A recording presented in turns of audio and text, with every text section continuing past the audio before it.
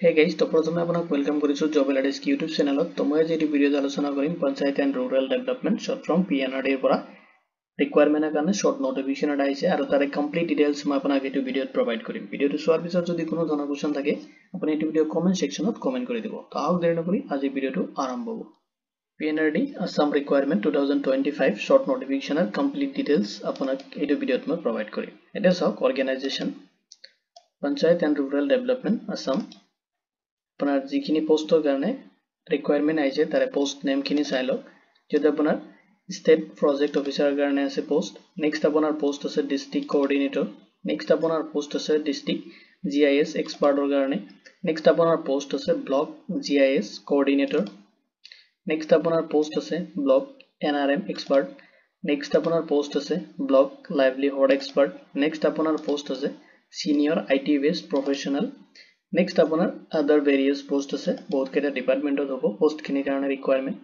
Next এতিয়া চাওক total vacancy. তো এতিয়ালৈকে ভ্যাকেন্সি কিমান আছে তাৰ কাৰণে এতিয়ালৈকে কোনো ধৰণৰ নোটিফিকেশন আহা নাই, কিন্তু ইয়াৰ আগত যেটো আপোনাৰ ভ্যাকেন্সি হৈছে তাতে মানে ৰিকুৱাৰমেন্ট চলিছিল তাতে আপোনাৰ 95 প্লাস ভ্যাকেন্সিছৰ কাৰণে ৰিকুৱাৰমেন্ট আহিছিল আৰু তাতে ৰিকুৱাৰমেন্ট হৈছে। তো এবাৰ কিমান আহে কম নাপাও। যদি আপুনি PNRD ত কাম কৰিম বুলি আশা কৰি আছে তেতিয়াহলে আপুনি প্ৰিপাৰেচন লওক, কিয়নো এবাৰ নোটিফিকেশনটো আহাৰ লগে লগে আপুনি আপডেট পাই যাব, আপুনি এপ্লাই কৰিব পাৰিব। আৰু সিলেকশন প্ৰসেসখিনি মই লাষ্টত দেখুৱাম আপুনি কেনেকৈ সিলেকশন হ'ব। এতিয়া যাওক, এতিয়া যেহেতু অফিচিয়েল নোটিফিকেশনটো আহা নাই সেইকাৰণে মই আপোনাক টোটাল কিমানখিনি ভ্যাকেন্সি কাৰণে ৰিকুৱাৰমেন্ট হ'ব সেইখিনি মই আপোনাক প্ৰভাইড কৰিব নোৱাৰিম। এতিয়া চাওক নেক্সট স্টেপ যেটো আপোনাৰ জব টাইপ হয় আসাম গভৰ্ণমেন্ট জব হয়, এইটো PNRD যিখিনি পোষ্ট আহিব আৰু আপোনাৰ এপ্লিকেশন যেটো মোড হয় আপুনি কৰিব লাগিব এপ্লিকেশনটো অনলাইন মোডত আপোনাৰ এপ্লিকেশনটো সাবমিট কৰিব লাগিব। অফিচিয়েল ওয়েবসাইট আপুনি নোট কৰি ল'ব পাৰে যেটো pnrdassam.gov.in নোট কৰি ল'ব পাৰে। যদি আপুনি বিচাৰে PNRD যদি অফিচিয়েল ওয়েবসাইট আছে তাতে আপুনি ভিজিট কৰিব পাৰিব। এতিয়া যাওক ইম্পৰ্টেন্ট ডেটস খিনি। তো এতিয়ালৈকে ধৰক অফিচিয়েল নোটিফিকেশনটো ৰিলিজ হোৱা নাই, তো as soon as possible যিমান সম্ভৱ এক্সপেক্টেড ৰিসেন্টলি আহি যাব নোটিফিকেশনটো 2025 ৰ যিখিনি ৰিকুৱাৰমেন্টৰ কাৰণে। তো এতিয়ালৈকে যেহেতু অফিচিয়েল নোটিফিকেশনটো ৰিলিজ কৰা নাই সেইকাৰণে আপোনাক যেটো অনলাইন এপ্লিকেশনৰ ডেট মই এক্সপেক্ট আপোনাক ক'ব নোৱাৰো এই কেতিয়াৰ পৰা ষ্টাৰ্ট হ'ব। অফিচিয়েল নোটিফিকেশনটো আহাৰ লগে লগে আপুনি আপডেট পাই যাব। এতিয়া যাওক নেক্সট ডিটেইলছ খিনি চাই লওক।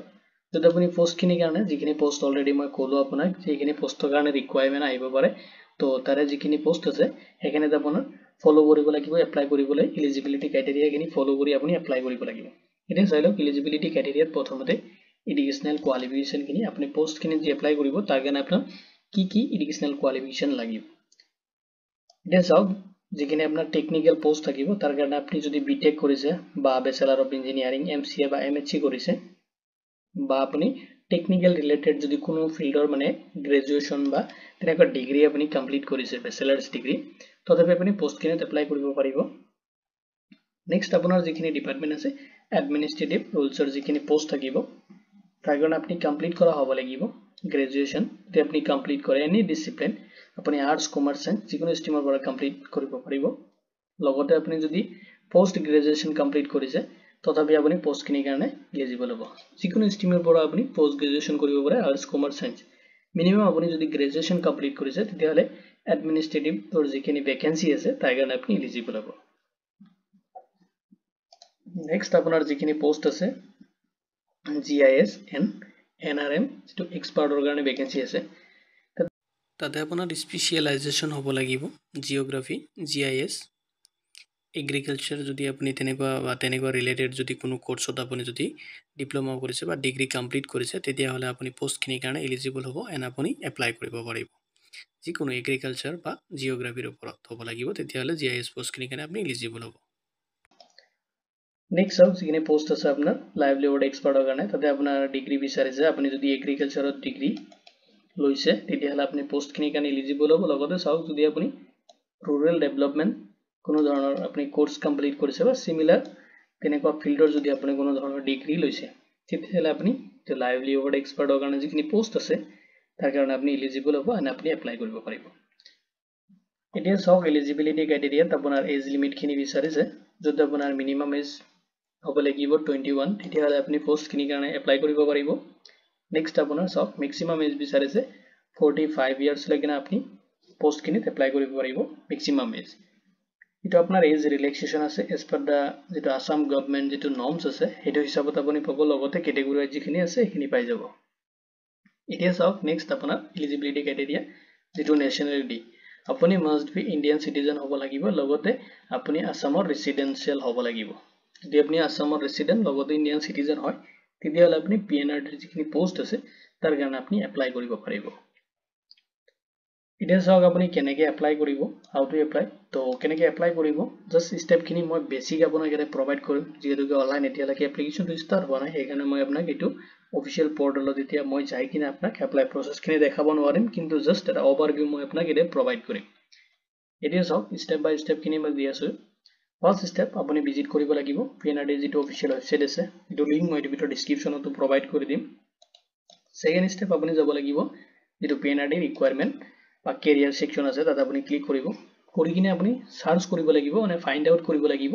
পিএনআৰডি যেটো ৰিকোয়াৰমেন্টৰ কাৰণে নোটিফিকেশন আছে 2025 ৰ কাৰণে এটা আপুনি বিচাৰিব লাগিব আৰু তাতে আপোনাৰ যেটো এপ্লাই অনলাইন বুলি দিয়া থাকিব তাতে আপুনি ক্লিক কৰি কিনে আপুনি ৰেজিষ্ট্ৰেচন কৰিব লাগিব আৰু ৰেজিষ্ট্ৰেচন কৰোতে আপুনি তাতে valid email ID mobile number দি কিনে বেসিক আপুনি ডিটেইলছ কিছুমান দি কিনে আপোনাৰ ৰেজিষ্ট্ৰেচন প্ৰসেছখিনি আপুনি কমপ্লিট কৰিব লাগিব নেক্সট আপুনি কৰিব লাগিব আপোনাৰ এপ্লিকেশন ফৰ্মটো ফিল আপ যদি আপোনাৰ personal details educational details and যদি আপোনাৰ এক্সপেৰিয়েন্স আছে তেতিয়াহলে আপুনি এক্সপেৰিয়েন্স ডিটেইলছখিনি দিব এতিয়া চাওক যদি আপুনি ফ্ৰেছাৰ্ছ ক্যান্ডিডেট হয় তথাপি আপুনি পিএনআৰডি এক্সাম পিএনআৰডি যিখিনি পোষ্ট থাকিব তাতে আপুনি এপ্লাই কৰিব পাৰিব সব পোষ্টৰ কাৰণে এক্সপেৰিয়েন্স থকাটো মেন্ডেটৰি নহয় কিছুমান এনেকা পোষ্ট আছে বা আহিব যদি আপোনাৰ কোনো ধৰণৰ এক্সপেৰিয়েন্স নালাগে ফ্ৰেছাৰ্ছ ক্যান্ডিডেট হলো আপুনি এপ্লাই কৰিব পাৰিব নেক্সট চাওক যেটো 6 স্টেপ হয় আপুনি আপলোড কৰিব লাগিব ৰিকোয়াৰমেন্ট যিখিনি ডকুমেন্টছ আছে লগতে আপুনি ফটো সিগনেচাৰ কিনি লগতে সাৰ্টিফিকেট ইটিসি এটসেট্ৰা যিখিনি নেসেসাৰী ডকুমেন্টছ তাতে লাগা আছে আপুনি আপলোড কৰিব লাগিব যত আপোনাৰ এডুকেশনাল কোৱালিফিকেশন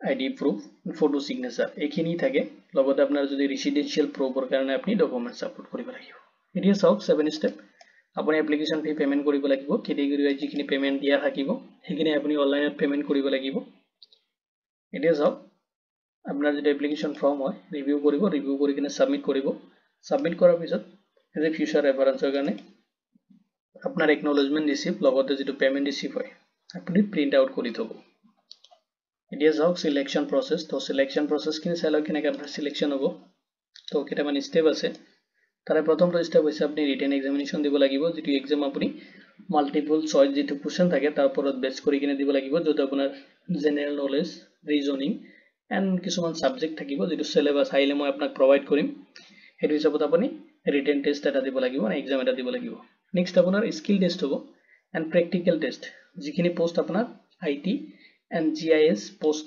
জিআইএস ৰিলেটেড যিখিনি পোষ্ট আছে মানে টেকনিক্যাল এন্ড জিআইএস ৰ সেক্টৰ যিখিনি পোষ্ট থাকিব তাৰ কাৰণে আপুনি স্কিল টেষ্ট এন্ড প্ৰ্যাকটিক্যাল টেষ্টখিনি দিব লাগিব আৰু বাকি যিখিনি পোষ্ট থাকিব তাতে আপুনি কোনো ধৰণৰ স্কিল বা প্ৰ্যাকটিক্যাল টেষ্ট দিব নালাগে এতিয়া চাওক নেক্সট আপোনাৰ পাৰ্সোনাল ইন্টাৰভিউ হ'ব এন্ড নেক্সট আপোনাৰ ডকুমেন্টছ ভেৰিফিকেশন এন্ড আপোনাৰ জয়নিং হ'ব এতিয়া চাওক এপ্লিকেশন ফি তো ক্যাটেগৰি ৱাইজ এপ্লিকেশন ফি সমূহ ডিভাইড কৰি দিয়া আছে যদি আপুনি জেনাৰেল ওবিসি ক্যান্ডিডেট হয় তেতিয়াহলে আপুনি পেমেন্ট কৰিব লাগিব 250 এন্ড যদি আপুনি এসসি বা এসটি বা পিডব্লিউডি ক্যান্ডিডেট হয় তেতিয়াহলে আপুনি পেমেন্ট কৰিব লাগিব 150 তো আপোনাৰ আগৰ যেটো পেমেন্ট সিস্টেম আছিল হেৰ পৰা গৈছে আৰু বাকি যেতিয়া আপোনাৰ অফিচিয়েল নোটিফিকেশনটো আহিব তেতিয়া যদি এপ্লিকেশন ফি হয় on the base of official notification তেতিয়া আপোনাক ফিক্স মই ক'ব পাৰিম কিমানখিনি অফিচিয়েল মানে নোটিফিকেশনৰ পৰা লৈ কিনে কিমানখিনি এপ্লিকেশন ফি লাগিব বাট আপুনি এপ্লিকেশন ফি পেমেন্ট কৰিব লাগিব এতিয়া চাওক ইম্পৰ্টেন্ট লিংক তো ইম্পৰ্টেন্ট লিংকখিনি আপুনি আমাৰ পৰ্টেলত পাই যাব যেটো লিংক মই ভিডিও ডেসক্ৰিপচনত প্ৰভাইড কৰি দিম আপুনি ভিজিট কৰিব পাৰে